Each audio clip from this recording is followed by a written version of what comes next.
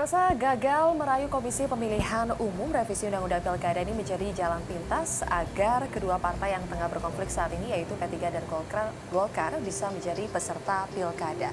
DPR tahu bahwa KPU ini hanya tunduk kepada undang-undang.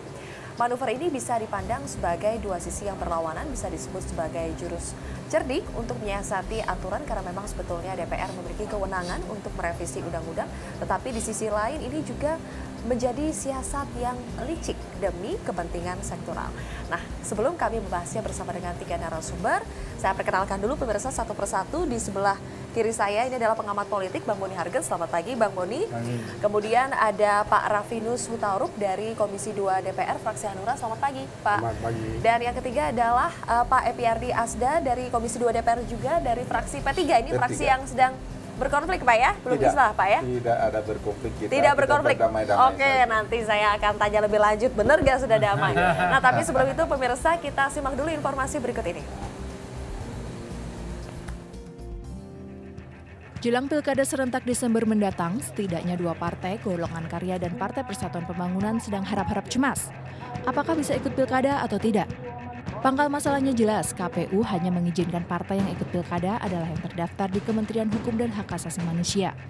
Atau jika sedang bersengketa, KPU hanya mengakui keputusan yang ingkrah, alias berkekuatan hukum tetap.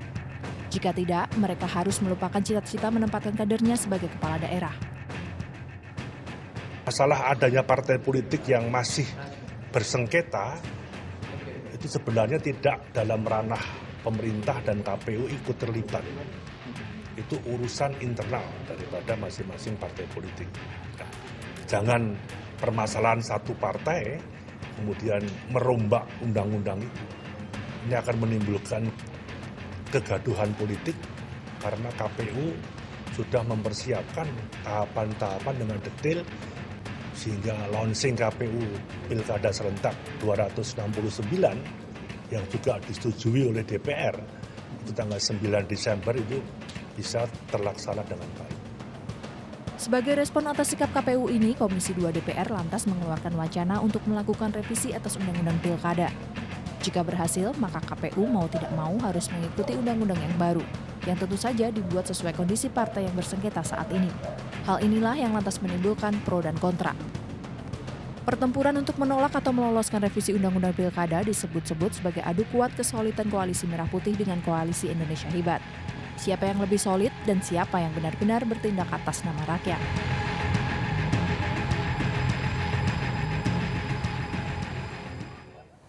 Pemirsa, siasat Dewan menuju Pilkada itulah yang menjadi topik perbincangan kami pada pagi hari ini. Saya langsung ini pertama ke Pak Rufinus dulu. Pak Rufinus, saya mau tanya, sebetulnya sikap Hanura terkait dengan rencana revisi Undang-Undang Pilkada ini dan Undang-Undang Partai Politik seperti apa? Baik, jadi sebelum saya jawab, Hanura itu selalu melihat bahwa masalah ini adalah kita harus lihat masalah bangsa. Hanura memandang jangan sampai ada satu partai pun tidak ikut di dalam pilkada. Jadi hanya pertanyaannya adalah bagaimana supaya kedua partai yang sedang bermasalah ini ikut di dalam pilkada. Itu yang menjadi pertanyaannya. Nah, sekarang kita lihat posisi di dalam struktur sistem hukum kita, undang-undang pilkada ini kan sekarang sudah selesai. Nah, persoalannya adalah manakala undang-undang ini diterjemahkan oleh KPU tidak mendapat gambaran untuk melindungi partai-partai yang sedang bermasalah, pertanyaannya adalah apakah undang-undang ini mau dirubah atau tidak? Ya. Kan gitu. Nah, kalau saya melihat kontennya, substansi, saya pastikan sebenarnya undang-undang ini sudah mengatur secara baik. Kan gitu. Nah, hanya persoalannya sekarang, apakah permasalahan partai ini harus diatur di dalam undang pilkada? Bukan. Yang harus diatur harusnya apa? Di undang-undang partai politik. Jadi bukan undang-undang pilkadanya yang diobrak-abrik gitu. Okay. Nah, jadi kalaupun seandainya ingin lebih jelas lagi, tentu undang-undang masalah tata usaha negara peradilan ini yang harusnya dirubah gitu. Okay.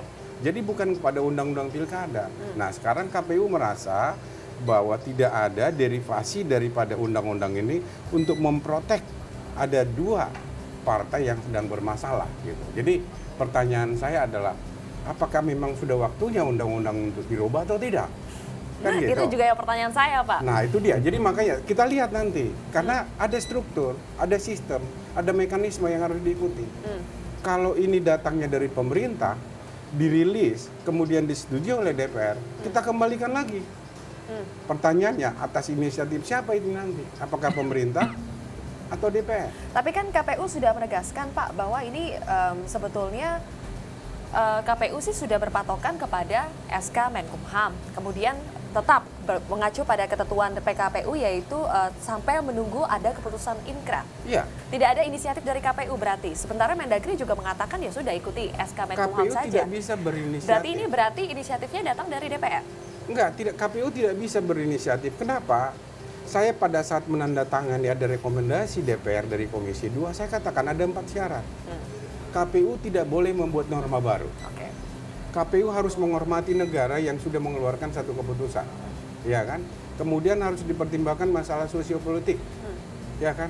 Legal standing daripada undang-undang ini seperti apa. Jadi KPU tidak punya kewenangan untuk merubah apapun yang berkaitan dengan undang-undang, apalagi di dalam membuat norma baru. Oke, jika Anda mengatakan bahwa jangan sampai kedua parpol ini tidak ikut dalam pilkada, sementara undang-undang sekarang mengaturnya bahwa memang disebutkan bahwa ketentuannya jika masih berkonflik harus mengikuti SK Menkumham atau menunggu Inkra, berarti statusnya sampai sekarang ini memang terancam tidak ikut pilkada. Sebenarnya apa berarti ini Anda setuju ini harus ini direvisi sederhana. undang-undangnya? Tidak harus.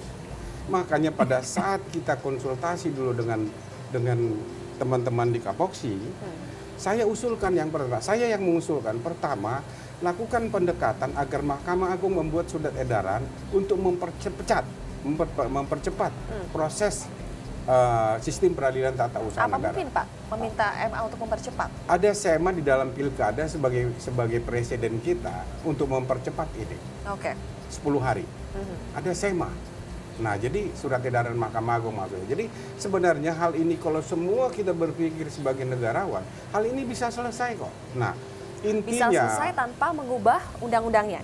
bisa selesai. Oke. Bisa selesai. Nah, tapi yang paling penting di sini, partai yang bermasalah ini juga harusnya menjadi seorang negarawan. Harus menjadi negarawan. Ya, islah lah.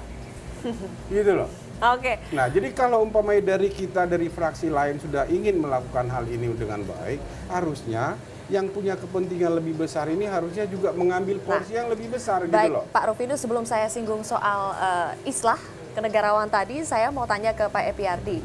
Saya mau tanya dulu, kalau Anda melihat ada tidak urgensi untuk merevisi Undang-Undang Pilkada dan Parpol ini? Iya, Selvi. Kalau kita berbicara tentang perlu tidak direvisi undang-undang ini, saya perlu ingatkan kawan-kawan baca pasal 10 tentang undang-undang tentang partai politik, undang-undang nomor 2 tahun 2011. Di mana dinyatakan di situ apa? Tujuan berpolitik ini apa? Tujuannya yang pertama sekali adalah dalam rangka untuk mensukseskan, optimalisasikan yang namanya kesejahteraan rakyat melalui Undang-Undang Dasar 45. Dan yang kedua adalah dalam rangka untuk menjaga keutuhan negara Kesatuan Republik Indonesia. Dan tujuan khusus daripada ini adalah untuk mengoptimalkan upaya politik dan pemerintah semua anggota termasuk masyarakat. Nah, pertanyaan di sini apa? Apakah perlu direvisi undang-undang ini? Menurut saya, undang-undang ini direvisi bukan inisiatif oleh anggota DPR, tetapi adalah inisiatif dari KPU atau usulan dari KPU serta inisiatif daripada pemerintah dalam hal ini Mendagri. Kenapa menimbulkan seperti itu? Karena di Undang-Undang Pilkada ini tidak diatur pasal mengenai seandainya ada sengketa politik. Karena belum diatur di situ, maka pemerintah bersama dengan DPR dan usulan KPU supaya KPU punya payung hukum. Ya, karena KPU itu legalitasnya adalah legalitas standing, dia mandiri, tidak terikat kepada manapun, profesionalitas dan lain-lain sebagainya. Karena dia menganut adalah azas legalitas, makanya dia mengatakan dia tidak bisa mengakomodir usulan pasal 3 yang dibuat oleh kawan-kawan Panja yang disusun kata-katanya oleh teman saya yang namanya Trimedia Panjaitan, Arif Wibowo dari PDIP, dalam rangka mengakomodir ini semua supayanya apa? Karena kita tidak menginginkan ya adanya hal-hal yang tidak baik di negara ini. Selfie tahu nggak? Yang akan melaksanakan pilkada ini adalah 269, ya. Lebih dari separuh dari kabupaten kota yang ada. Coba dibayangkan, tujuan khusus dari partai politik itu adalah untuk mengoptimalkan ya partisipasi politik dari anggotanya dan juga dari pemerintah. Nah, dalam hal ini kalau seandainya ada pihak-pihak yang tidak diikutkan, ini melanggar undang-undang. Dalam undang-undang pilkada adalah peserta pilkada adalah partai politik yang ikut pada 2014. Kalau ada yang tidak ikut, kamu tahu nggak, di seluruh Indonesia ini yang namanya Golkar dan namanya P3 juga ada semua. Kalau ada yang tidak ikut dan tidak puas dengan ini, apa yang akan terjadi? Chaos negara ini, siapa yang bertanggung jawab? Nanti saya akan tanya Pak Epyardi, sebetulnya masalah ini kan bermula dari susahnya islah antara dua kepengurusan ini. Sebetulnya bermula dari situ. Tapi nanti Pak ya, nanti kita akan jawab setelah jeda berikut, termasuk saya juga akan tanya ke Bang Boni, apa penilaian Anda? Apakah urgent sebetulnya revisi undang-undang pilkada dan partai politik ini, pemirsa? Tapi kita harus jeda terlebih dahulu, tetaplah bersama kami di Bincang Pagi.